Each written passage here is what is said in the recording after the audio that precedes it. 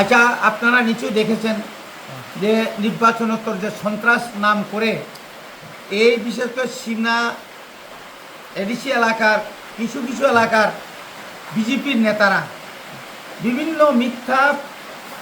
মিথ্যা এবং অযৌক্তিক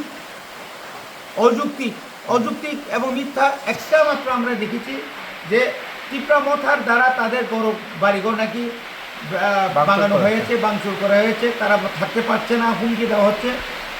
এই রকম প্রায় 34টা নাম আমাদের কাছে এসেছে, কিন্তু আমরাও লক্ষ্য করেছি এই ধরনের কোনো লোক কোনো পরিবারে কোনো ভাঙচুর করা হয় নাই, কোনো কথা নাই, কাউকে হুমকিও দেওয়া হয় নাই, কাউকে থাকতে পারবেন এই কথাও ত্রিপুরামথা থেকে বলা হয় নাই।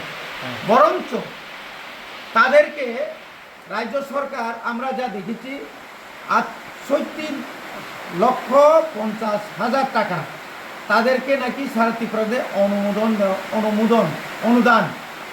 অনুদানের মতো দেওয়া হয়েছে। অপরদিকে এই কয়েকদিন ঝড় বৃষ্টিতে এবং নির্বাচন আগেও এই এলাকায় অনেক বড় বড় তুফান হয়েছে, যার ফলে ঘরবাড়ি এবং ওই শিলাবৃষ্টিতে প্রচুর ফসল এবং রাস্তাঘাট বাড়িঘর টিনের সমস্ত ফুটো হয়ে যাচ্ছে।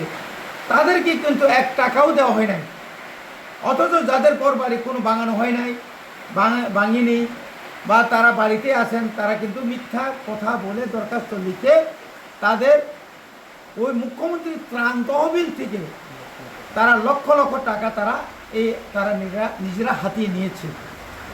এতে জনগণ আরও তাদের প্রতি অসন্তোষ ব্যক্ত করেছেন। এটা অত্যন্ত দুর্ভাগ্যজনক।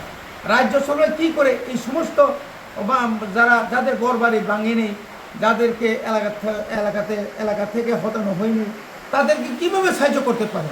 আর আমাদের যে এই এলাকায় সুন্দরটিলার তহসিল অফিসই বলুন, বসন্তপুরই বলুন, সানখোলাই বলুন, চাঁদপুর তহসিল বলুন, এই 4-5টা তহসিল আন্ডারে যে সমস্ত তুফানে ঝড় বৃষ্টিতে ঘর ভাঙছিল, তাদের ক্ষতিপূরণ এখন পর্যন্ত একটি পয়সাও দেওয়া হয় না। এটা অত্যন্ত দুর্ভাগ্যজনক।